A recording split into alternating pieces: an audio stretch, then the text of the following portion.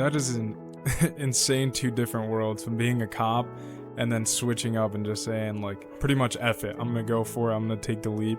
Yeah. Because I see a bunch of cops and, like, the really good thing about it is, like, you have an assured paycheck coming every week. You have assured pension, 401k, so it's really safe. But the one thing I see about nightclubs is you see a club pop up one day and then the next day they're closed. Huge risk. Not only nightclubs, it's any business anybody wants to open. It's a huge risk. So to see you take that risk and then also see how successful it has been and still growing, it's amazing, man.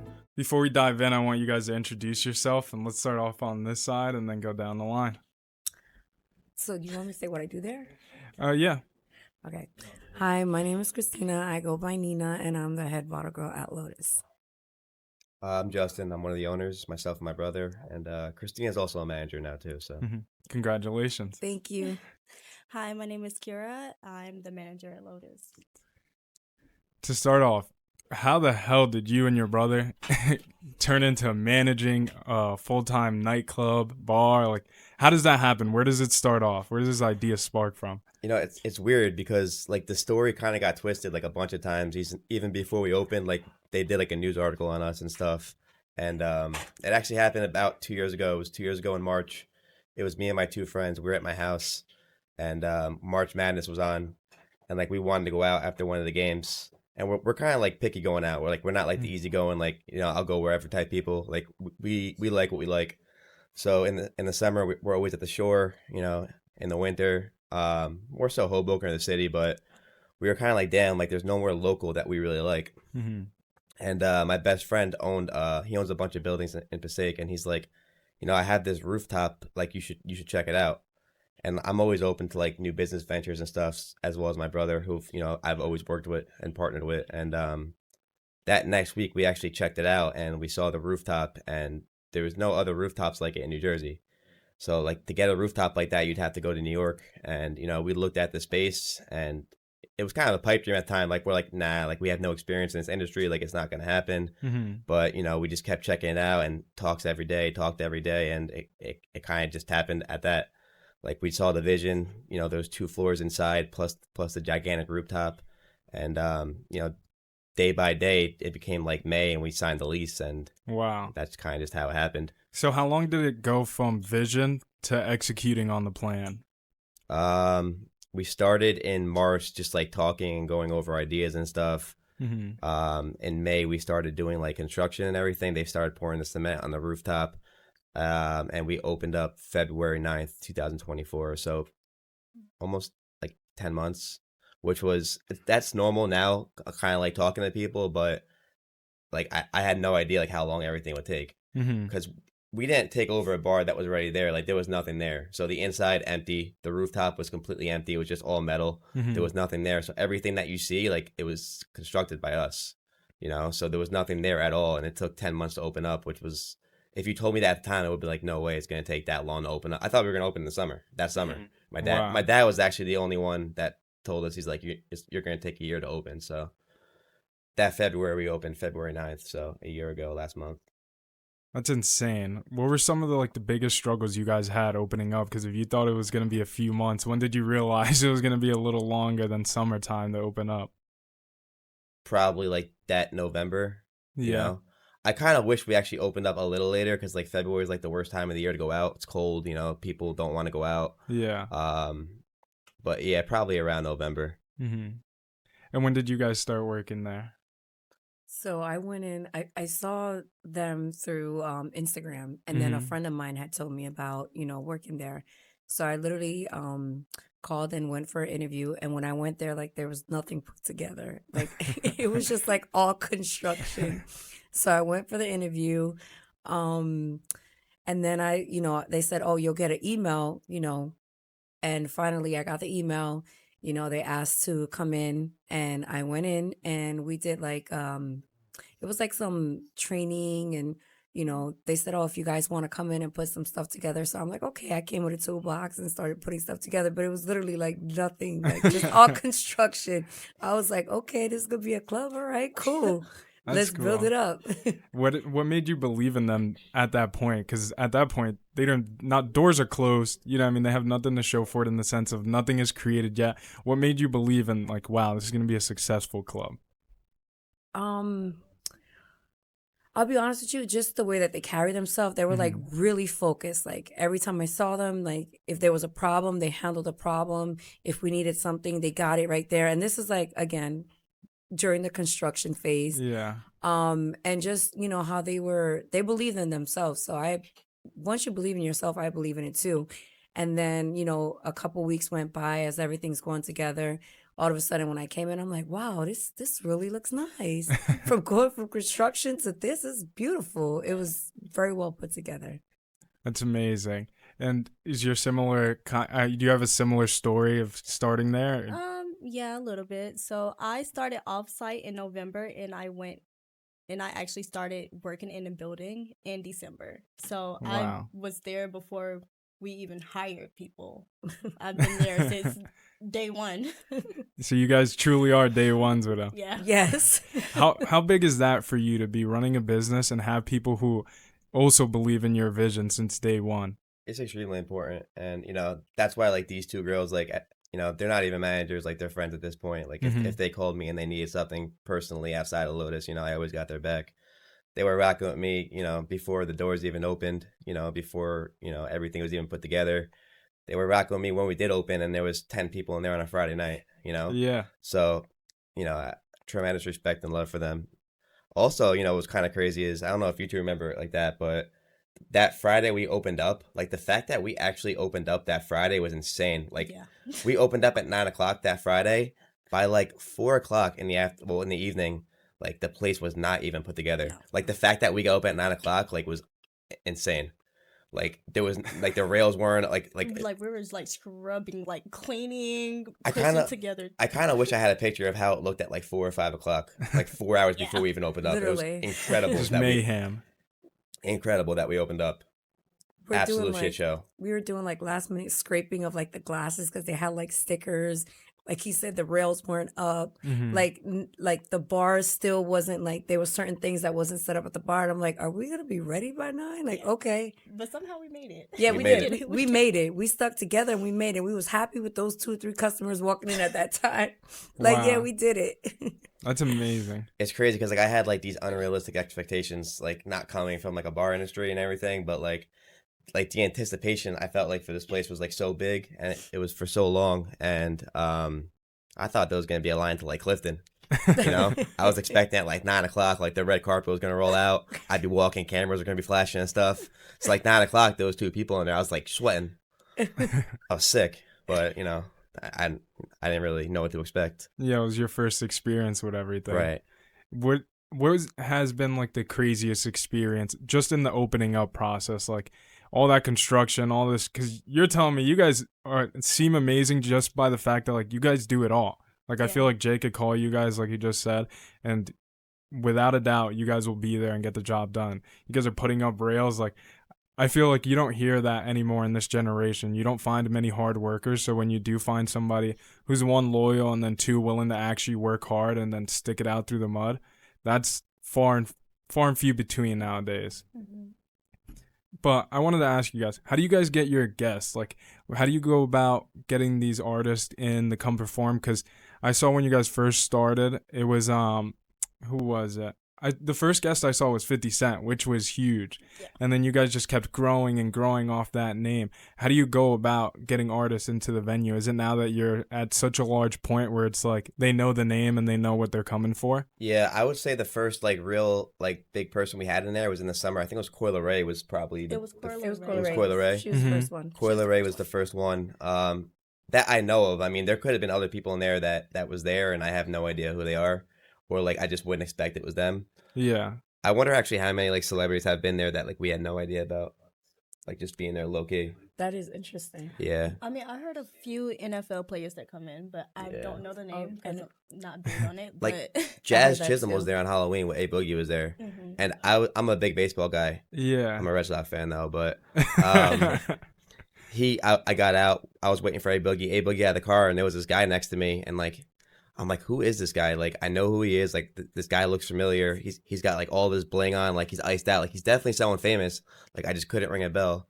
And one of our bar backs is extremely big Yankee fan, and he's like, Jazz Chisholm's here. Yeah. I'm just like, this guy hit a home run in the World Series 18 hours ago. You know, they just got eliminated like 18 hours ago. This guy's hit a home run. He's here. I thought that was like probably surprisingly, in my opinion, like the coolest famous person that has been there, just because like, you know, 18 hours ago, this guy was in the World Series, he hit a home run. Yeah. And 18 hours later, he's at Lotus on Halloween with A Boogie, which was pretty cool. But to answer your question, we kind of got off track a little bit. You know, just word of mouth, like a lot of different promoters throwing parties and stuff, networking.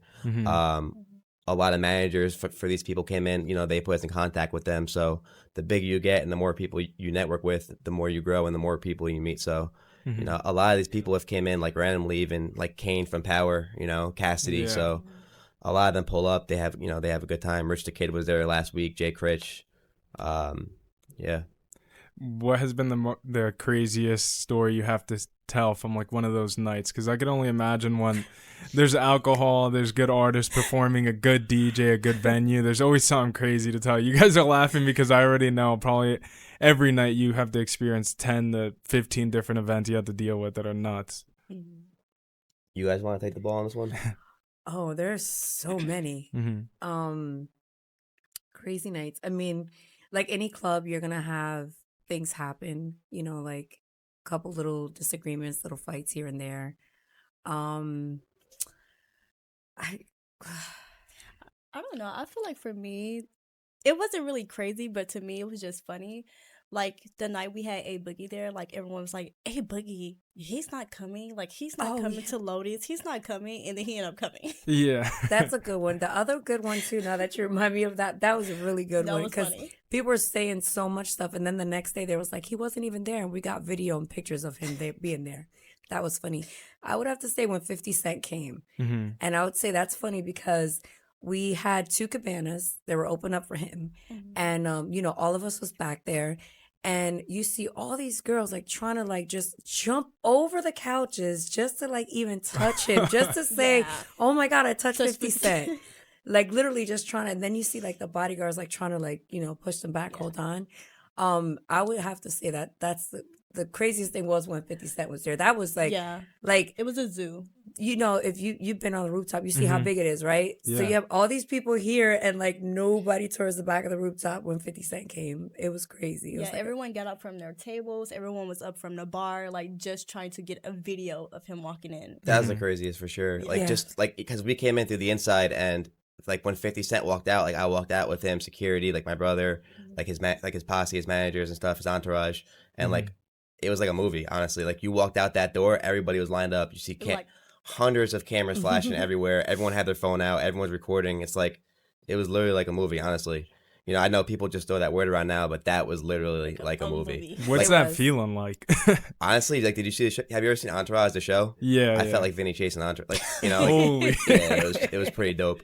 Like seeing all those people, like cameras flashing at you. Everyone's trying to get in the VIP. Like everyone's surrounding the cabana. Like that was like. It was a good feeling. Yeah, like we had huge parties before that. And like bangers before that, but that kind of felt like our coming out party. Yeah, you know, like that kind of put us on the map. I feel like that was dope. Is that what you were envisioning when you and your brother were first starting off, like thinking of parties like that?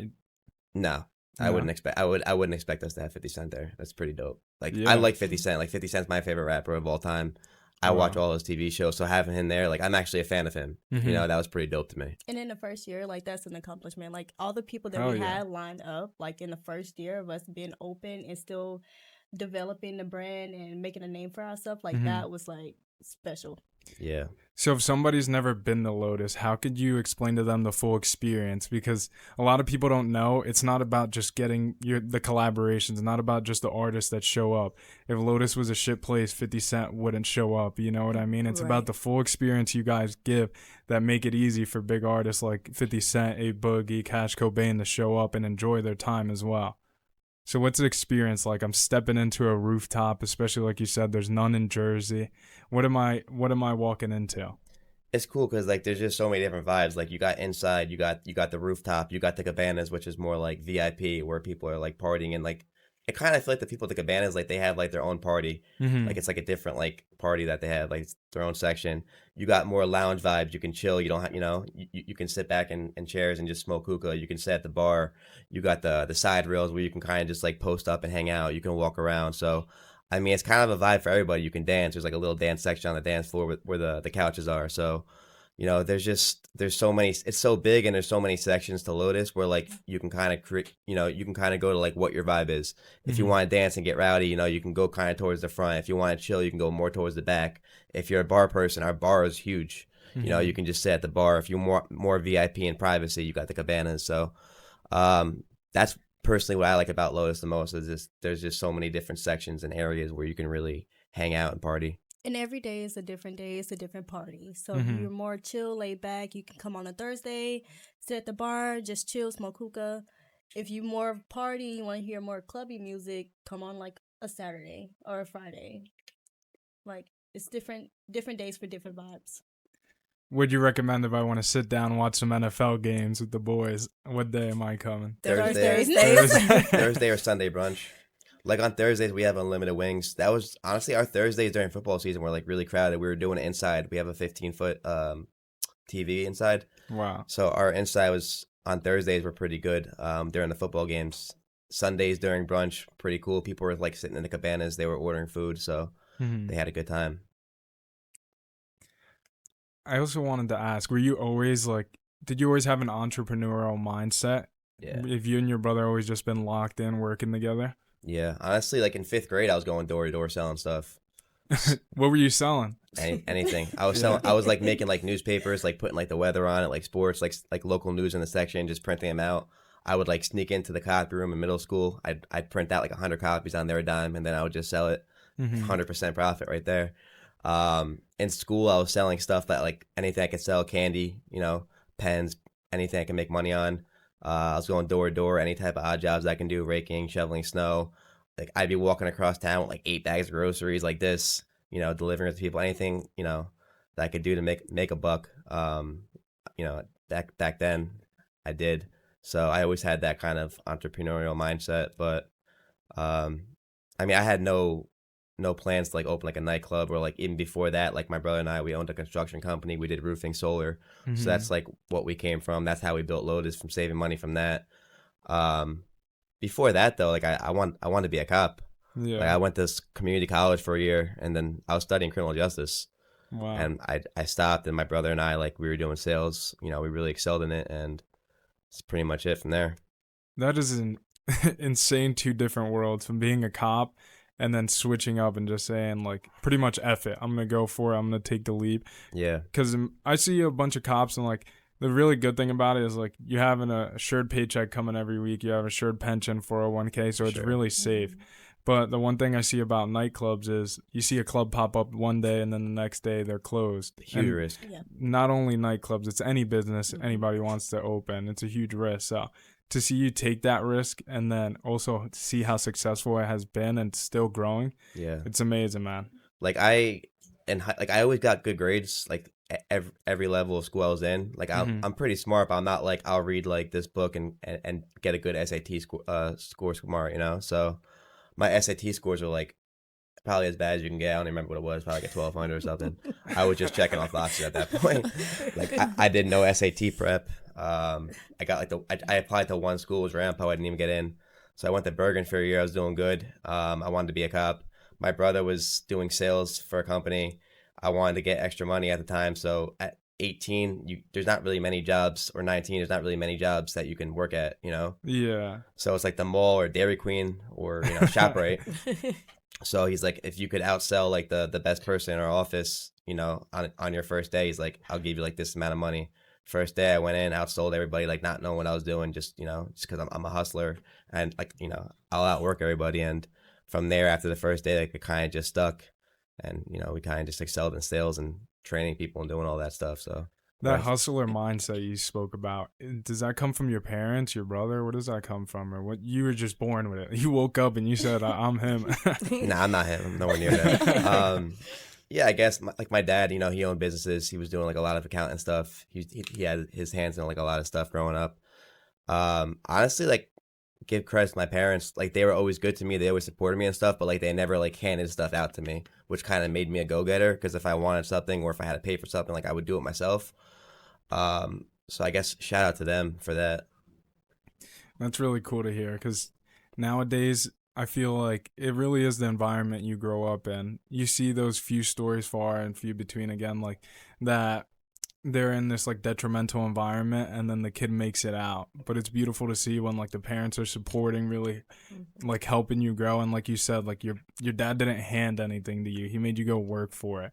What's it like? Can you just go back and talk to me like what's the real importance of that? Because I don't think some of the people watching could really understand that if they were given everything their whole life, like if they see people given, because I feel like nowadays people have this mentality like, woe is me, this person's doing so much better than me, that person's doing so much better than me. Like everyone's focused on what everyone else is doing. Horrible.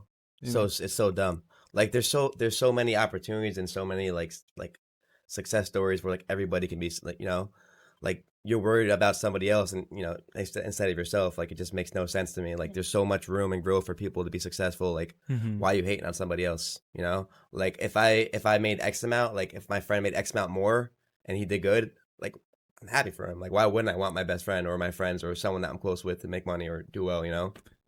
So like I think that's the first problem there. Those people having like that mentality and that mindset of hating. Like you're hating on me, you're worried about this, as opposed to just doing what you're supposed to be doing. That's why you're not doing well, you know? Yeah. But I mean, the importance of like my parents doing that is extremely important, you know, because if they handed everything to me and, you know, they kind of like coddled me and, you know, held my hand along the way for every step, I might have not had like that dog mentality where I'm going to go out and get it myself. That's beautiful. I want to ask you, where does the name Lotus come from?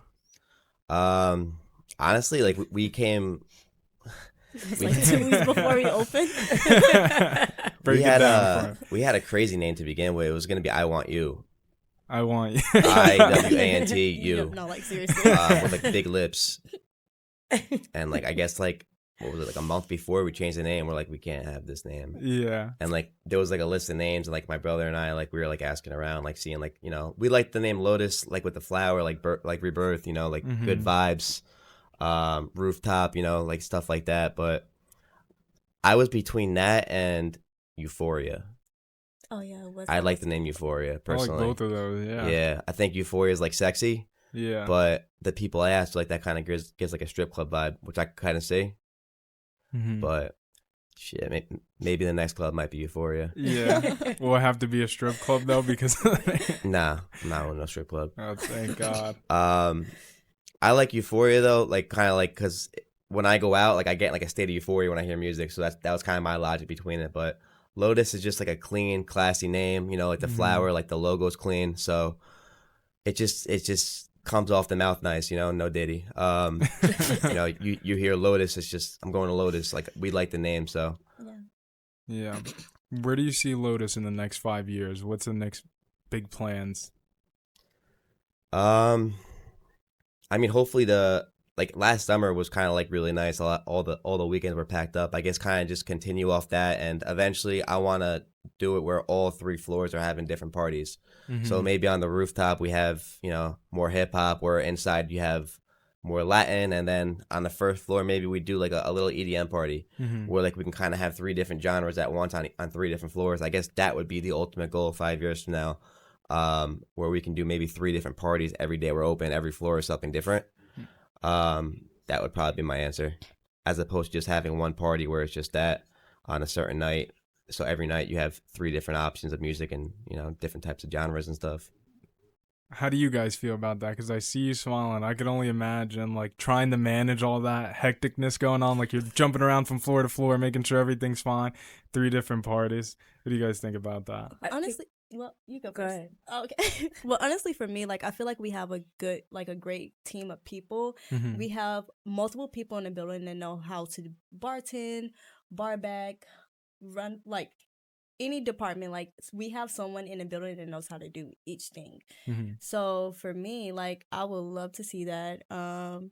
Usually like we just started having like both of our floors open for 2 different parties now, so I can see the third one happening closer to the end of the year. Like I can see that this year.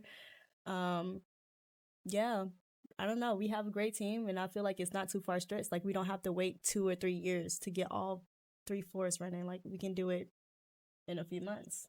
I was gonna say by that time we'll be pros because Yeah, as much right? as we do now, we'll just be like, okay, 3 parties, we got this. That's insane. I wanna ask you guys, what's a night in your life look like running the bar? Just break down like a basic night with, even though it might not be basic. Like, what's it look like? What do you guys have to go through? So I'm gonna start off with me, like first, like as far as like bottle girl, literally from the beginning we set up. We make sure there's silverware, menus, everything. A busy night is just making sure if we have reservations that they get ran through, by Kira, and that everybody's in their right spot. Once that part is like settled and calm, it's the after that, like, okay, trying to fit somebody, putting them in where, there's an empty space, or just taking care of a customer so they're not waiting too long. Cause, I don't bartend, but I've grabbed people like, that are standing around that wants a drink and grab the bartenders like, here you go. But it's that. And then like also working with the bar backs, making sure, that we communicate well with the bar backs, and then communicating well with Akira. So it's a busy night gets busy. It's different because like bar backing or working at like a regular place where, it's one floor. This place is huge. So like even before I opened up, like my dad told me, like, who's kind of been spot on with like everything he said even before we opened. He's like, you're not just opening up, like you have no experience, like you're not opening up just like a regular dive bar or Justin's bar and Paramus or Fairlawn or whatever. Like you're going from little league to the major leagues. Like this place is huge.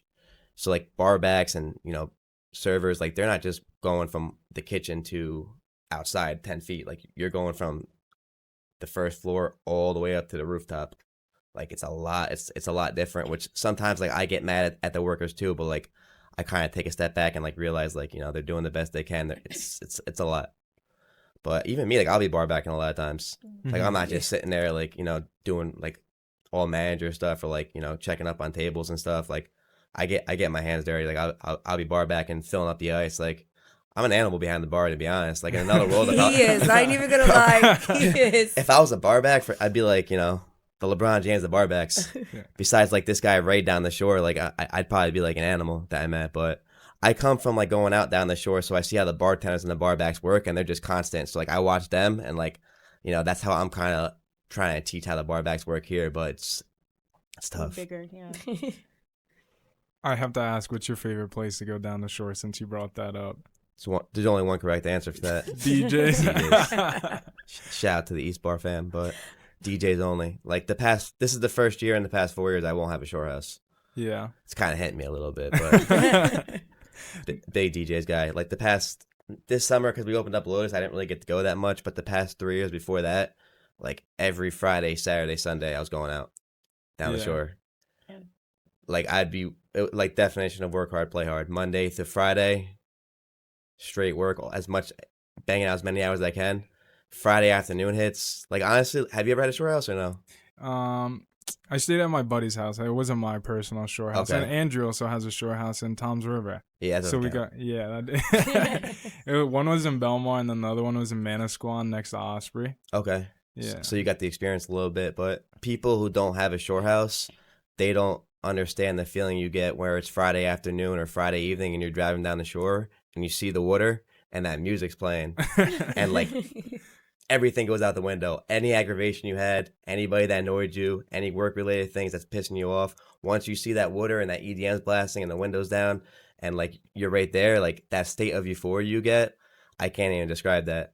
Like I wouldn't get annoyed at all. Like every weekend, like no fights, no aggravation, just straight having fun, straight euphoria. I'm happy for like 72 straight hours, which when I tell people at Lotus that, like they think I'm so serious all the time, like because they see my face, like even though I'm like deep down a goofball, down the shore, forget about it. Like totally different person, happy, smiling, drinking, partying for 72 straight hours. Like it's the best feeling in the world down there. And then like once Monday like morning hit and I had to drive back up for work, complete come down, like just depressed, sad. Like it's a complete 180. Yeah. But people that don't have a shore house, like it's really hard to explain that feeling, like what you get when you get down there on a Friday night or Friday. Nah. It's the best feeling in the world. It's literally like probably 125 pounds coming off your body. It just like a firefighter taking off all his gear. People texting you, like I was like doing sales, like owning businesses, like employees texting me, like not even getting aggravated. I'm down the shore. Don't even bother me. Like, Something about smelling that fresh ocean water. yeah, drinking those grills. Yeah. So you definitely studied, because those guys down there, I see them, like you said, going at it behind the bar. Different. Like you can't teach that. No. That's just like those bar backs. Those like Nicole, the bartender at East Bar. Like she's my friend. She actually bartends at Lotus once in a while. Like she'll be like a guest bartender. Mhm. And then this guy Ray down there is a bar back. The two hardest workers I've ever seen in my life. Wow. Absolute beast back there. Like they're working, like they have regular jobs during the day, and then like during the summer they're working Thursday, Friday, Saturday, Sunday, like just nonstop when they're there. Not like up here where like people are checking their phones or they're dilly-dallying. Like they are beasts. And honestly, like I feel like the bartenders and barbacks that work for me, they hate when I bring them up, just because I'm like, I put them on such a pedestal. I'm like, this bartender Nicole down there would make all these drinks before you made those 2 drinks, or this barback the whole place, and I need like 4 of you to do his job. Like those people down there, those employees they're just different breed of animals. Maybe because they could step out of work and be a little bit more happy. Because like you said, it's just something about being down the shore, especially in the summer. You could just walk anywhere and the roads are filled. Like, you know what I mean? There's always something to do. Even if you're not going to a bar, just you see people smiling around the beach, walking around, having a good time. Yeah, I'm getting depressed thinking about it now. Hey man, spring's coming around. Summer. You got all down. Yeah. Were you down the shore that summer of 2021, like the first summer after COVID? Yeah. That to me was like the ultimate like best time of my life. Yeah. Like the weekend before they lifted the mask mandate, and I went to the gym, and like this was the first time in like a year and a half like people weren't wearing masks. Like everybody was just smiling at the gym. Mm-hmm. The week after I was moving into my first shore house. It was in Point Pleasant that year, and I remember I walked in the DJs that Memorial Day weekend. It was 60 degrees out. It was like, which was cold by the beach. Like it was freezing. Like it felt like 30 out. Pouring rain. You had a line of like hundreds, maybe like 1,000 people down the block with garbage bags over their head, like waiting to get in DJ's Memorial Day weekend. Like I got connects there. It's like I didn't wait in line. We walked right in. I looked at my friend Alex at the time. We looked at each other at the same time. We were both smiling. We're like, holy shit, we're back. It was like that summer 2021 at DJ's was like unbelievable. Like everybody was just so fucking excited to be out. That place was extra packed, like I've never seen before. I actually have to get a picture and throw it up so the audience can know what you're talking about, because I remember my buddies for that Memorial Day weekend, like they went there so early. I forgot what time it started, but sometime in the morning, and it was just all day. Like you said, everybody in garbage bags because of the rain. I don't know how people were doing it, man. I know. I felt bad for those people waiting online. I walked by them. I was hitting them with the McGregor walk. And it wasn't like a 10, 15 minute wait online. Hours. Like and people were waiting in it. That's insane. But I mean that summer 2021 after COVID was different. What do you think it was? Just everybody sick and tired of being stuck in the house? Yeah. Mm-hmm. Absolutely. Everyone, like you had like a year and a half of your life where you wasted in your prime, like just not doing anything. I don't know. It's just like, even like now, like when I go to DJs, like it's still packed. Like DJs will always be packed. Yeah. But like that summer 2021, like even just talking to like the employees there, they're like, yeah, like I don't think like it'll ever be like as busy as that again. It's just everyone was just stuck in for so long. Everyone's wanting to get out. Mm-hmm. It was nuts, honestly. Yeah, I can't even imagine. Like I said, I was at home watching all the pictures and Snap stories, and I was so glad I didn't go.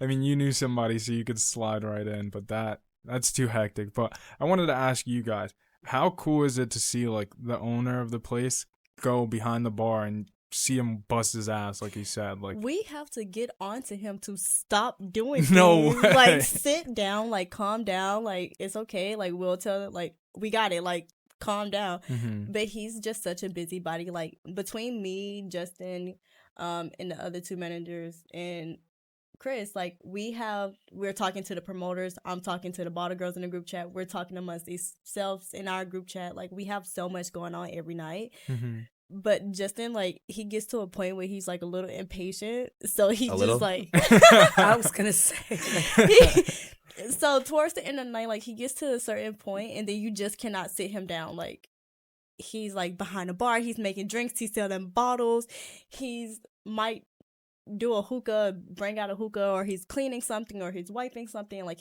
he's always on the go. When she says Chris, that's my brother. That's the other partner. So, You gotta have you and your brother come on in. my brother don't like to do that. Like, my brother just work, go home, play with his kid. That's it. Like, He's a great security guard, though. yeah. he is. Shout out to him.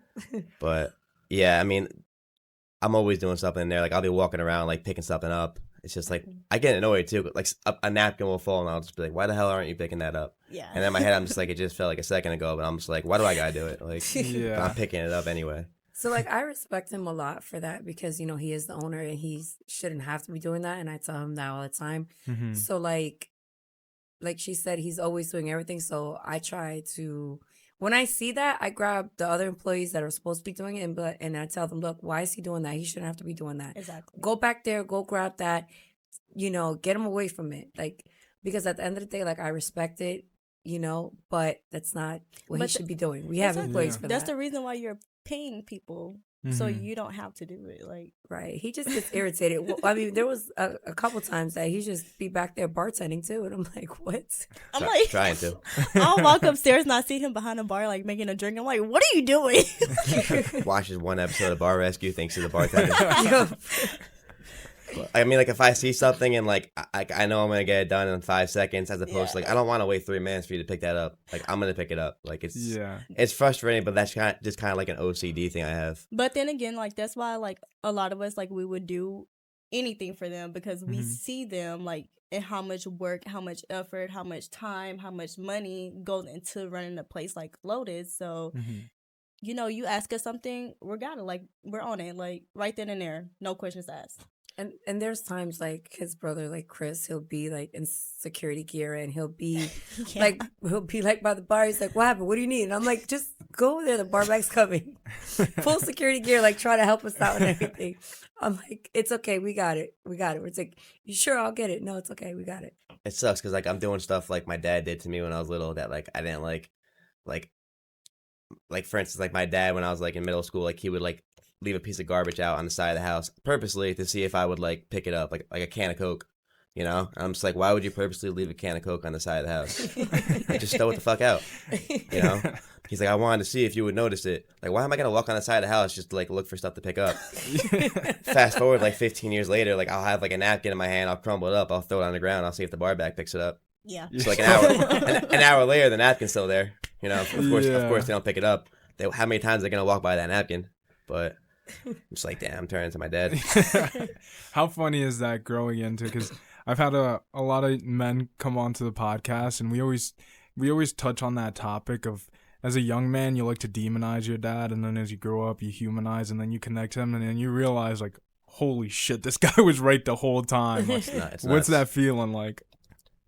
I don't mind it. You know, like, it Mhm. shaped me out to be the person I am today, so I don't really have any, like, anything bad about that. But I mean, you should always be listening and looking to learn and stuff. So, you know, I appreciate him for it. But I mean, some things I kind of wish I didn't do. Like, I think it's kind of stupid, but it's kind of funny, just like throwing that down the ground, waiting for someone to pick it up. But it is crazy how much they were right when you were younger. But I mean, fortunately for me, like, we've had a good relationship when I was a kid, and even now. So, like, we didn't really argue or, like, butt heads too much. But, you know.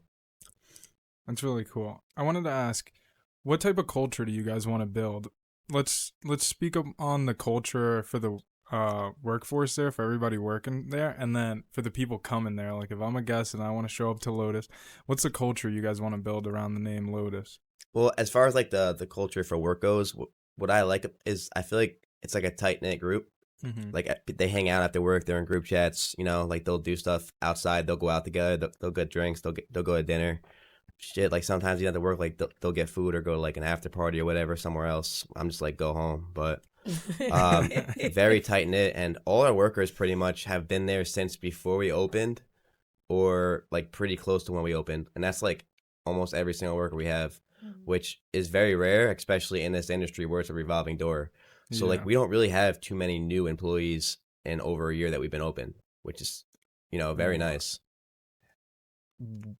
where does that come from? Is it the interview process? Is it you just got lucky and found the right people? Like, how do you pick, all right, I know this one's going to be the right choice for me?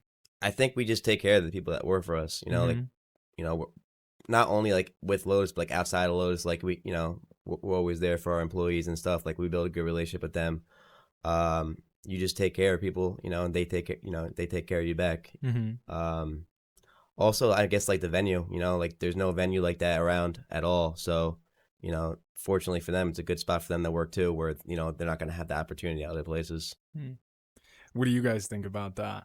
I mean, I also agree. Like, I personally think group bonding is like very important to like keep the staff happy. So like we'll have like little parties or something, just so like if there's any tension, we can squash it right then and there. Like there's no tension, no drama amongst staff. Of course, like it's petty arguments the night that we're working and like we're busy. Like I'll be frustrated at Christina, she'll be frustrated at me, but like we try to keep everyone happy, and if you come to any of us and ask us anything, like we'll do it right then and there. So we try to keep everyone happy and just tackle the problems head on. I'm a firm believer. I agree with you 100%, but I'm a firm believer that if you take care of your people will take care of you. And that is a prime example over here. Wow. Firm believer. Like they're always taking care of us. Like she said, even on some nights when it gets really crazy, like, oh, we had them nights. But then like, we're like, hey girl, or hey, you all right? Everybody okay? Because we've had nights like that, but definitely take care of each other. What is some of the biggest lessons? Actually, what's the biggest lesson you've learned just in this past 2 years? I still got a lot to learn. I would say that's it. I got a lot to learn still. Where do you learn from? Do you learn better hands-on reading? Hands-on. I wouldn't say reading, but yeah, hands-on. I guess just experience, like my brother and I, like we're problem solvers. Like even the previous business that we had, obviously way less risk than this now, but we didn't know what we were doing. We just kind of started and figured it out, and we did a good job at it. So we're good problem solvers. We work hard. We're always talking about it, and we're always looking for a solution. But the biggest thing is just keep learning. I feel like in this day and age, everyone just kind of acts like they know everything, or no one can tell them anything, and that's not really the case for me. I'm always open to listening to like suggestions, or trying to better myself. So I guess that would be my answer, is just keep learning and just knowing that I have a lot to learn to be better. I have to say, just from the outside looking in, I think that's a great quality to have in a leader, because like they could bounce off ideas off you. I could tell they don't mind speaking to you, know what I mean? And sometimes you see like when you're talking about an owner of something, you see the workers like almost scared to talk to the boss, you know what I mean? So it's really cool to see the dynamic you guys have. Yeah, it's cool to a certain extent. Like they'll come up, like they know they can always come up to me or Chris, but like if they don't have to come up to me, I'd rather them go to a manager. But they know that they can always come up to me and voice their opinion. But like for certain stuff, like a uniform, like they want us to, like I don't want to hear any of that, man. go to Kira, go to Brian. Yeah. What's the next big event you guys got planned for? We got a My few. birthday. Oh yeah, her birthday's Friday. Her birthday's tomorrow. Kira's birthday's Friday. Like I'm not a big birthday guy, like for me personally, but like I realize like people in this industry, like nightlife, like birthdays are a huge deal. They got like birthday months, like it's crazy. But if people aren't showing love for Kira's birthday on Friday, like I don't want them coming in like a following week or a month later, like asking me for like a discount or nothing. Like don't ask me for shit if you're not showing love for Kira's birthday on Friday. Kira's birthday is the 7th. We got a brunch. We're debuting our new menu on the 9th for a brunch. Next Friday we got a Caribbean party. Should be pretty big. The 14th. The 22nd is going to be a big day. We got hibachi on the roof. So we did it in the summer. It was a good event. We have a live hibachi show, and like they make the hibachi in front of you, and you get a full meal. And after that, we got this guy Zeddy Will performing. He's an artist. He's got that song like Twerk with Your friends. Yeah, I'm familiar. I just saw him pop up on like one of my stories or reels. The guy's hilarious. Yeah, so we got the hibachi during the day, which is going to be a very good party, and then the Zeddy Will at night. Yeah, he's hilarious and a great artist, honestly. The music coming out, I see like it's just blowing up everywhere. Yeah. But where did you guys get the hibachi idea from? Because I actually really like that idea. Like I feel like I would show up just for the hibachi, honestly. A lot of people do. They'll go there just for Yeah. the hibachi and then they'll leave. Like It's they won't stay later. It goes back to like what's the experience you guys want to have at Lotus, and that's just a whole different experience, especially around like this area. You do not find that. But the thing is, like, being like a nightclub per se, like we open for brunch, like we were open for brunch too, but you don't want the same thing every single time you go to Lotus. Like, we have to have a different event, we have to have a different theme, we have to keep people interested. And because we only been open for a year, like, we're still trying to reach out to a lot of people. So you have to switch it up sometimes. So hibachi is fun and a lot of people love it. We did it in August. My brother actually came up to hibachi today. He wanted to do something different, and he came up with that. We had Camilo DJ that day, and it was a great turnout in August. So like we wanted to do it again. We're gonna do it we're probably gonna do it like maybe like once every other month, maybe going forward. But we got a couple big Hot 97 DJs spinning the brunch. I think it's like $60 or $65. It includes like a full meal plus like your ticket entry, which is pretty fair for everything. Yeah. And that's Saturday the 22nd. And then that night party is the Zeddy Will, where he'll be performing. What's the brunch menu like? Because I know my uncle's actually owned a restaurant, so I know how difficult like serving food can be. How do you create that menu? Where does the menu come from? Is it like cultural? Is it just the most poppin' meals you've seen? Yeah, like I'll be honest with you, as far as like anything with the food goes, that's probably the one thing where I'm like hands off at Lotus. My brother does like the food and stuff. Like our menu, we're featuring a lot of new items. We're getting like, we got lamb chops, we got lobster mac and cheese, steak and eggs, we got shrimp and grits. So we're actually debuting that this Sunday the 9th for our first brunch in a while. Pancakes, waffles. So we got a lot of stuff, and our food's pretty good. Our food's good. Yeah, and unlimited mimosas too. We have that. Yeah. Holy smokes! I'll be there for the pancakes and waffles. Sorry, I wanted to ask you guys, what's like the coolest thing about working with Jay? With him? Yeah. His personality. He's so funny. Yeah. Even though he's serious, he's so funny. Yeah. 1 minute, like he's super serious and like he'll just go off on something. And then next minute, he'll just walk past and make a joke. Literally just fly by and make a joke. A drive-by joke. Yeah, a drive-by joke. It's like on cue, because like every time I walk in there and everyone's like, all the employees look at me, they're like, smile, Justin. I'm just like, I don't mean it. I guess I have like a bad resting bitch face. Like deep down, I'm like a goofball. But like when it's time to be serious, I'm serious. But I guess my face just gives off like resting bitch face vibes. Everyone always thinks I'm mad. And my brother is that like 10 times that. Yeah, like my brother's like way more serious than I am. I mean, deep down, yeah, I'm a jokester. I'm a goofball, but they don't really get to see like that side. They see like a small portion of that, but like deep down, like because I don't party, I don't drink when I'm working at all, so like they don't really get to see like fun Justin. But I'm still like a cool, easygoing boss to talk to. But I'll be yelling at like somebody to get something done, and then I'll be walking away, and the DJ's playing music, and I'll be like, "Get it sexy," Start twerking. Yeah, just so random. Yeah, not even like trying to be funny, just singing.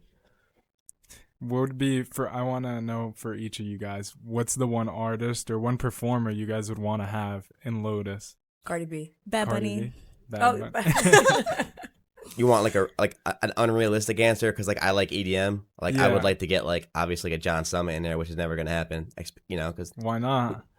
I think like his booking price is like over $100 grand because he's like the hottest DJ in the world right now, like most popular. Number two, like we don't really have an EDM crowd, so like I don't even think it would even make sense for that. But I mean, if I could get a good EDM night one time, even if it was like on a smaller scale, like a Pauly D would be cool. Yeah, that would be dope because I like EDM. I would get all my DJs, bartenders to bartend that night. Realistically, like I guess Lotto would be cool for me. Lotto. Yeah. I hate it now because like I like all that ratchet shit. Yeah. I'll be at the gym. I'll be like, Big Mama. Like I'm just like, what the fuck am I saying? But it is catchy. Definitely. But yeah, probably Lotto, I would say, would be cool. How come you choosing Lotto? Just because of the catchiness to it? And I like her songs, man. They're catchy. Yeah. Brokey. Like every time Broke comes on, she always looks at me. She's laughing. Brokey. Yeah. So I'll be singing that, but I don't know. Probably, I feel like Lotto would be like a good draw. Like everyone likes Lotto, girls, guys. That's just those female artists now. Like that's just kind of like where we're at as far as like hip hop. I feel like everyone just likes them. Girls love them, so if the girls like them, they're coming. The guys are gonna be coming. Glorilla, Sex, you know, like Oh everyone, yeah. like they're just such a hot draw right now. Like everyone likes them. You guys got Glorilla in too? No. No, No, I oh was gonna man, say. I hope she's watching or hears this. Like, girl, I love her. Yeah. I just like her voice, like when she sings. But like I say Cardi B because it's kind of like she went from the bottom to nothing to where she's at right now, and she's a mom. Like besides what her music is, like she seems like a cool person to be around. She's local too, Cardi B. Yeah, Yeah. she lives in Jersey. Yeah. Yeah, so that would be good to have. Yeah, it'd be I've seen other places local have her. I'm like, oh, she looks so cool. Yeah, she seems like she has a great time every time she goes out, which Oh, is really yeah. cool because I've seen on some videos, you guys definitely see it all the time. Like these artists or big names pop out, and then they just like try to be too nonchalant, too cool for everybody, and just kind of stand there all Very night. Stuck up It sucks. vibe. Yeah. Yeah, it does suck. That's why I fucked with 50 Cent. Smile on every picture, take a picture. He had a smile on the whole time, 50 Cent. No yeah. way. He He was just constantly Smiling the whole time. He was nonstop smiling, taking pictures, very talkative. You know, he was first class, 50 Cent. Hey, Boogie too. Yeah. A lot of them. Cash Cobain. Honestly, a lot of the celebrities we had were very, you know, they were very open to that. And I get what you're saying. Like it sucks when they do that and they act like they're too cool for school. Mm-hmm. But I mean, at the end of the day, it's like I kind of see their point of view. Like how every day someone's coming up to Yeah, you. it gets You're going here, you're going there. Someone's coming up to you. Kind of get a picture. Kind of do this. They're asking you questions, asking you for this, asking you for that. Mm-hmm. That gets old really quick. You know, like they're allowed. They're normal. They're human. They're allowed to have Yeah. a bad day too. You know. Definitely. So I kind of get that. And they go back to the Bad Bunny one. Why Bad Bunny? I love him. That's my husband. How'd you feel about him going on Jimmy Fallon and doing his little like NY He's so tour? handsome. Yeah. Honestly, I just love Bad Bunny, and you know, like now at Lotus, like we have a mixed crowd as is, but then again, like we're in the middle Passaic, but we don't really have too many Spanish people that come out to see us. So of course, if you bring out Bad Bunny, who doesn't love Bad Bunny? Yeah, he's well diverse. He would definitely be like a crowd banger there. Yeah. Oh definitely. man. Yeah, that would be a zoo. Yeah, I feel No, like he'd we shut would- down we all would of definitely- Passaic. That opening day that he pictured would definitely be that day. All around the corner. Exactly. all the way down to Clifton. And he just dropped his new album. Like, come on now. Like, That was kind of like when 50 Cent was there though, and A Boogie, like the whole roads were the roads were blocked off. oh yeah, it was Cool. crazy. You know, like that was crazy too. It was people everywhere. I also saw you had you guys had Booling 47 on. We Yeah. did have Oh, Booling. yeah. Yeah, He how is performed. that? Because he's been here like he was here like what, Dad? 5-10 years. He was here when he was living in Patterson, like starting off, and he's been You lived here. in Patterson? Yeah, Oh, he I started. didn't know I had that, no idea. really. He was in Patterson, right? Yeah, he was living in Patterson, like doing clubs in Patterson, and then like probably within a year, he just blew up and went crazy, and now he's traveling the world. Obviously, It's crazy. Good for him. That's why I tell my friends, like one of my friend, like he was rapping for a little bit, he stopped, and I kind of tell, like even like if I don't know you, like I kind of like I want everybody to win, you know. I'd love to see like the local guy blow up, and like I gave him the same advice like I'll give like somebody else if I saw him. Like all it takes is one song, yeah. you know. So to me, like I feel like the biggest part of that is a lot of people just don't show love. Like you'll have people, you know, like they'll view your story and stuff, and like they won't share a post of you rapping or doing like a snippet of that. And like that's just corny to me. Like you can't repost your friend rapping, even if you don't like it. Like Yeah. Exactly. come on, like it takes 2 seconds to repost. Like you're showing love, like you're making it. Maybe someone sees it and they like it, and now 2 people see it, and then 3 people see it. You know, like that shit's just goofy to me. Like it takes 2 seconds to show love. It doesn't cost you $1 to do it. Like, you know, even with me with Lotus, like there's so many people that like I've known like my whole life, and you know they haven't gone or like asked me about it, or like I'm not asking you to go there and pop bottles, but like, you know, share a post, you know, follow the page, comment something, you know, ask me how it's going once in a while. And then there's people I met like a couple months before we opened up, and like they're regulars now, and like I became close with them than people I've known my whole life, just because like they were genuine, they showed love and support. So I feel like that's like the biggest issue with people is they don't, you know, they don't show love, or, you know, they're just phony or whatever, you know, and just hating. What would you tell to somebody? Because even me, when I first got started off in podcasting, it was something I had to learn quick and something I knew going into it. Like, your friends are probably going to be the last ones to follow, show love and support. So what would you tell somebody who's like stuck in their head and it's like, dang, why aren't these people showing love? Like, why don't they care? Like, and they just want to go for something. What would you say to them? Use it as motivation. Mm-hmm. So like even like me, like growing up and stuff, like doing my own thing, like not following through with school, or like, you know, just kind of taking the entrepreneurial route. a lot of people doubted you. A lot of people hate on it. You know, they talk shit. So a lot of the reason like how I am where I am today is because I used it as motivation. Like I don't really get like upset over it. I don't get mad. Like it doesn't even really bother me. I just kind of like, all right, you know, I'll take like a mental note of it, but I would just use it as motivation, you know? And then when you do make it and, you know, you're at where you want to be, like don't be asking me for no handouts or no favors or hit me up now, you know? Like everyone's a bandwagon fan. When your podcast goes viral and you're on top, you know, like people are going to be saying, oh yeah, that's dope. But where were you when, you know, I had 8 views on a, you know? Yeah. So that's kind of how I look at it. Like it's cool. Like if you support me now and stuff, it's nice when you're throwing bangers and it's all, you know, 50 Cent and A Boogie and, you know, huge parties and stuff. But where were you in February when, you know, it's 10 degrees out and there was 7 people in there on a Friday night and I went home and I'm just fucking like depressed and shit. I'm just like, you know, kind of getting like worried about the future, or like not knowing like where this would take me. Like that's where like I needed the friend saying like, yo, how's everything going? Or coming in to get a beer that day or like whatever, just doing something small or some acts of kindness. Like I don't forget that stuff. Yeah. That's actually why I came on the podcast today, because like I don't even really know you like that, but you're friends with Andrew, who I'm cool with. Like he's not like my boy like that, but like I'm cool with him. Like I know him, I see him around. He's not someone like I'm going out to eat with or like hanging out with all the time, but I know him from the gym. Yeah. And he came my opening night last year on his birthday. Yeah, I remember. That meant the world to me. Like I know like that might not necessarily have been his vibe to come on like opening night. You know, it might not have been the littest thing ever, you know, coming to someone's bar on an opening night where it's not going to be packed. He came with 7 or 8 people. He got a bottle. I never forgot that. So that's what I was telling her on the way here. I'm like, I would go on his friend's podcast or do him a favor. Just, I don't forget that, you know? So anything he needed at all, like whatever, like, you know, he got a friend in me now for a while, for life. So. Yeah, Andrew's really good people. I remember when you were first opening up, because we used to go to LA. We used to play basketball a ton.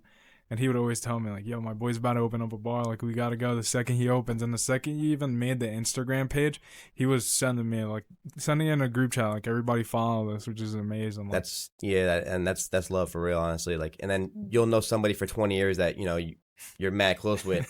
They won't even ask you how you're doing. Yeah. Which is nuts. You know, so I mean, that's just how it is. Like, people, that's how people are. And don't get me wrong. Like, I've had a ton of people that I've been friends with for a while, like, show me great friends, you know, but you know, there's obviously like those small amount of people that are hating, or, you know, they don't give a shit, or they're just not being like as supportive as they should. Yeah. You know, but that's just how it's always going to be. It is what it is.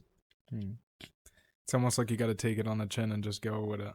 Yeah, I don't give a shit. It is what it is. Would you ever want to open up like more nightclubs and more bars? Or you think one's enough? I don't know. I'd like to do something eventually, maybe where it's like an EDM type setting, or like, you know, more of like that. Maybe like Hoboken would be dope, but I don't know, to be honest with you. I think the problem with me and my brother is we're just too hands-on and we're too OCD, where it's like, I don't know if I can be at 2 places at once. Yeah. I'd kind of rather just dominate and do this, and then maybe, I don't know, to be honest with you. I don't have a good answer for you. I don't know if I'd be able to have 2 places at once, just because we're both so hands-on. And even though like you have good management and stuff and people you trust, like they just wouldn't do it like how you would do it. So I don't know. And then I'm still new. Like this has only been open for a year, so it's like I'm not even worried about the next venture yet. I want Lotus right now. Like I don't want to worry about Euphoria or whatever, you know, down the line. Like I just want I want Lotus to be, you know, as good as it can be for now, and then, you know, when the time comes, and if I could open up another place, then, you know, I'll cross that bridge there. But I'm not even thinking about that right now. Was there ever a moment you wanted to just give up and quit? I could only imagine, like, you spent months and months under construction, expecting it at first that it's going to open within, like, the first 3 months, you said. And then a year down the line, it's still not open, and you guys are just about to open up. Was there any point where it's like, this is getting too much? We're in over our heads, and we shouldn't have done this? I mean, my brother and I, we're not quitters. Like, we're problem solvers. So, like, you know, even if, like, we have, like, a little bit of doubt, or, like, mentally, like, it's not always there for us, like, we would always just tough it up and, you know, figure out how to do something to get us to the finish line. As far as, like, in over our heads, yeah, that crossed our mind several times while we're in construction. But at that point, you're just in so deep. Pause. You're just in so deep where, like, you know, you're starting a construction, like, you spent all this money at this point where it's like you have to see it through, and you're gonna have to find a solution, you know, to get to where you want to be. As far as quitting though, like, that's just, I'm not a quitter, you know, like, I'm just gonna figure out how to do it the best I can. and just keep grinding from there. What's something people might not see that it takes to run a venue like Lotus? I could hear from all three of you now. I would have to say, like patience. Yeah. You definitely have to have patience, and you have to be able to receive constructive criticism. Because I mean, I'm not perfect. Like if they were to tell me, hey, this is the things I need you to work better in, I have to be like, okay, no problem. It's a good point, because even yesterday we had a manager's meeting, and at the end of the meeting I said, what could I do better as an owner? Wow. That's not something you hear much in an owner's meeting. No. Yeah. So I'm actually happy she pointed that out, because even as a bio girl, it's like you have to take constructive criticism, and as an owner I gotta take that too, but yeah, I'm always looking to improve. Go ahead, I'm gonna cut you off. Let me see. Patience, constructive criticism. There was one more. And adjust. Like you have to learn how to adjust yourself, because not everybody's the same. You have different people from different walks of life, so you can't approach everybody with the same mindset. Like certain people you got to speak to a certain way, or explain things a little bit differently than you might explain to one person. Yeah, that's my take on that. Yeah. I mean, working in nightlife, well, hospitality in general, like you have to be built different. Like it takes someone different. Like a lot of some of the people that we had, they came from like a gentleman's club or something. They'll just sit back and just want people to come to them. But in Lotus, like you have to be a hustler. Like you have to want it. You want to make your money? Okay, you got to go out there and go get it. Like no one is going to approach you with that.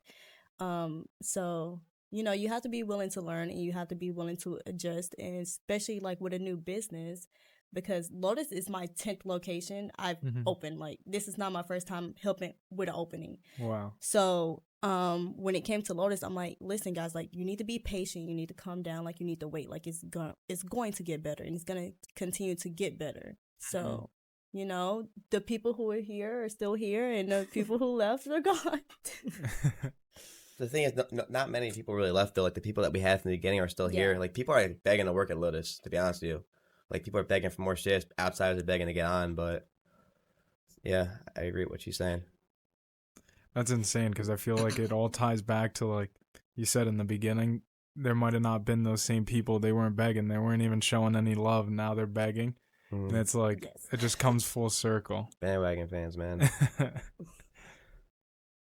I guess it's my turn to answer the question now. What was it again? I was like, mad long. You guys talking for a little bit. This was like the first like 3 minutes of air I got. What's something people don't realize? It was working at a. There's always something every day. Like it's just like we're open right now Thursday to Sunday, and even though like we're only open 4 days, it's even during the week those off days, like those are like so vital for like meetings and like getting stuff done. Like it's just nonstop outside of that. It's like all the stuff that happens even when like people are like, oh, like you're off on Monday, like you want to do this, and it's just like I'm doing so much other stuff that inventory, scheduling meetings, talking to promoters, booking DJ. Like there's just nonstop. Like it's always something that you can be doing. Looking for ways to improve the venue. This gotta be done. That gotta be done. I guess just there's just so much things. It's just a never-ending list of stuff. Never-ending list of stuff to improve, to upgrade, spending money on stuff, like upgrading stuff. It's just nonstop every day. And honestly, like that fucks up my sleep schedule. My sleep schedule right now is terrible, horrible. Like I've always been a night owl, but like beyond bad now. Like there's nights I'm like going to bed at like 7. Like I'll get home, I'll be going to bed at like 7 in the morning, and it's just like I know people that play ball at like 8 a.m. and I'm just like, damn. Like if I'm up for like 30 more minutes, like maybe I'll just like go to the gym and play ball with them. I'm just like, nah, I'm gonna try to go to sleep, but. I'll go to bed at like 7 in the morning. I'll be waking up at like 12 in the afternoon. So I'm getting like the 5 hours if I'm lucky sometimes. And then the worst for me is when like I'll wake up in like the morning. I like the few days like I will get sleep. I'll look at my phone really quick, which is like the worst thing you can do if you're trying to go back to sleep. Don't ever look at your phone. I'll look at my phone. I'll get like 108 text messages, 275 WhatsApp, 18 emails, and like you'll read that one thing that just pisses you off and your blood's boiling, and now I can't go back to sleep. So the one day I could sleep in at 9:30, like I'm looking at my phone, like I saw a stupid email that pissed me off, and now I can't go back to sleep. So now I'm just, it's time to get back on the grind and do something. But that's the worst. I can't even imagine that stress level you must be going through sometimes. Like I would say it's more aggravation than stress, honestly. Mm-hmm. Yeah. How come you say that? It's just always something. Like, you know, it's like my brother says this a lot. Like, I kind of correct him a lot. He'll throw around like common sense, and I'm just like, there's no such thing because like most people don't have common sense, so it's not common. It's just like I feel like most people just can't like think for themselves or do something without me pointing out to it, or why do I have to see this and you didn't see it, or you know, it's just always something, or someone asking the same question for 50 times, or you know, just me having to constantly repeat myself, which I hate. So I guess that's why it's just more aggravation as far as stress. Something going wrong in the building where you got to fix it, and now you know you got to get out of bed and drive over there and meet somebody to open the door and wait for them. And it's just, you know, now I can't, you know, the few hours of free time I had, now I can't play basketball, or you know, now I can't watch this basketball game I wanted to watch, or do something on my own time. So, or go back to sleep and get some sleep. So I wanted to ask you guys, what's one thing you guys love about working at Lotus? Everything. Everything? I would that's a have. boring answer. I would like to say the people, like the environment. Like I know, like even with the crazy nights we have, I know I'm gonna have a good night because of the people, the people that I work with. You know? Honestly, her answer, if she said everything, I would believe it. Like, she probably likes Lotus more than anybody. Anything, like, outside of Lotus, where there's a team event, or, like, even for the podcast, like, she was excited to come, too. We had a meeting yesterday. Like, I told my brother beforehand, I'm like, Christina's definitely looking forward to this meeting all day. I was. Yeah. So I was there before everybody. she gets the pass as far as, like, everything for an answer. No, like, really, like, everything to me. Besides, like, me not answering my phone sometimes because I get my sleep in, but Oh, she does. That's one thing. She will get her sleep in. She don't play it by her sleep. Must be nice. But no, like when I go to work, like I'm happy, like I'm ready to get the night started. The staff is amazing. Like I love our staff. The owners amazing. Even our like down to our customers, so, like the people that come in like every single weekend to like show us love, be there. Like I don't know. I just always have fun, so I don't know. Security be popping too. Shout out to security. Facts. No, but I always just have a good time at Lotus. So yeah, I do too. I'm not even. That's why I say always a everything. good Like, night. you know, like mind you, like of course it's nightlife. Like you know, we might have that one or two customers that might got a little bit too drunk, or they don't know how to handle their alcohol, and you know, but the night is still good overall. Yeah, everyone's happy. Everyone's making money. Yeah, we just have fun. I don't know about them, but I have fun. I have fun all the time too. It don't matter. Like I'll be in a moment where I get a little aggravated or a little upset, but then I'm just like, whatever. Let me go back to making this money because I gotta still go smile for the customers. Yeah. So they have fun. And I wanted to ask you, it's your place. What's the one thing you truly love about it?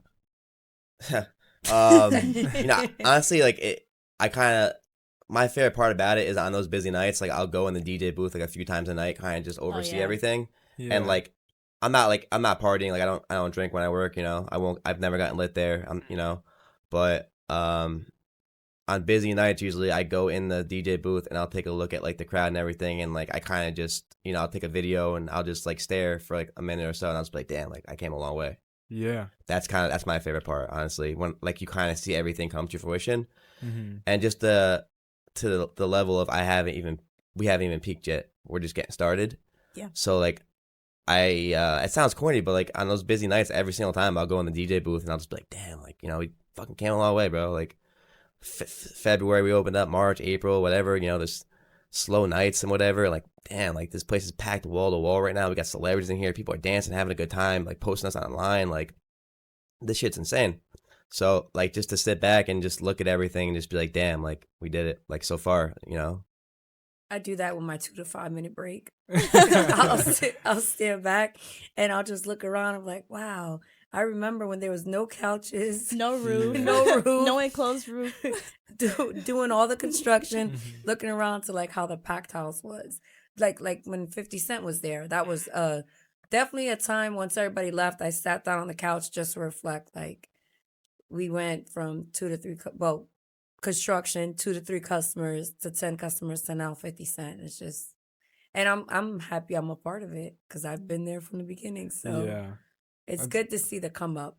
Yeah, sitting there taking it all in, then like I'll see like a little napkin all the way in the corner. I'm like, why the fuck ain't someone picking that up? You put it there, and then I get that little vein. Everyone knows like that little vein popping out my forehead when I get back. And then it's back out of the DJ booth and back, you know, back to criticizing everything and, you know, finding ways to improve everything. That's so funny. it's crazy though, because like when I do that, there was nothing. Like I said before, there was nothing there before. It was empty. So empty space inside. You know, there was no bars, nothing at all. So, you know, it's important to me to go up there and just kind of like take it in. You know, just to be like, damn, like, you know, everything's gonna be okay. You know, take a deep breath. You came a long way. You know, you still got a long way to go, but you know, you're doing better. Yeah, and I want to say congratulations, Thank brother, you. because since I have known Andrew for a while, like I've heard your story, like when it was getting started in March, and then months after when you're opening, like that's actually insane, and like actually being able to see what a beautiful place it is, how live it actually is. It does get packed out, people are having a great time, like that's hard to see. You guys know it as much as I do. Like you go to Hoboken nowadays and half of the bars are dead in Hoboken, which is insane because I feel like they're in a prime area. So it goes to show like it's not always just the area. It's like it comes down to the owners, it comes down to the bartenders, the DJs. It's all in one. Like if everything isn't on point, the place won't be on point, which is amazing to see because you guys are really packing it out. And like I just said, in order to pack it out, everything needs to be on point. Yeah. Definitely have to Thank make you. sure like all the way through like the customer service of the aspect is good because if someone has a bad experience, which there are times where people, you know, Always gonna get that. do have that. Like I was just Yeah. about to say you're always gonna get that, but it's just a matter of making sure it's not like that one bad experience all the time. Like for everybody, not just, you know, for those people that had it, but for everybody. Well, I wanted to end it there. I just wanted to thank you guys for your time so much. Like, I appreciate you guys coming by and you. telling me about Lotus. It was really cool to hear. Thank you. You guys are welcome. You can cut it though. That hour flew by. It was a little bit longer than an hour. That was fun. Yeah, that was How was really everything cool. on our part? It was really good. Good? Yeah, you guys did a good job. We look cute. No, I'm just kidding.